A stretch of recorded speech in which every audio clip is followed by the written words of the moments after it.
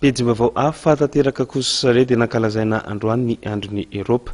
Tetsy amin'ny trano fonenan'ny ambasadaoron'ny vondrona Eoropeana no nankalazana izany ho an'ny teto Madagasikara. Ny Praminisitra lehiben'ny governemanta Solonandrasana Mahafaly Olivier no nitarika ny delegasiona Malagasy nanatrika izany fankalazana izany. Velo Gislin sy Tsira Kotoarsan. Androany no nankalazana ny andron'ny Eoropa. Raha ny teto Madagasikara dia tetsy amin'ny trano fonenan'ny ambasadaoron'ny vondrona Eoropeana no nanaovana izany fankalazana izany.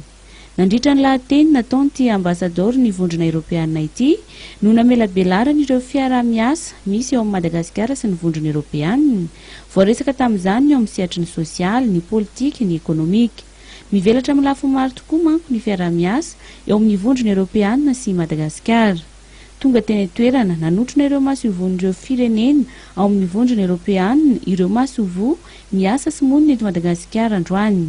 Ny Praminisitra Mahafaly Solonandrasana Olivier kosa no nitarika ny delegasiona Malagasy. Ankoatra ireo filohan'androm-panjakana hita teny toerana sy ireo minisitra ary parlementaira dia tazana maro teny koa ny mpanao politika mpanohitra ny fitondrana ankehitriny.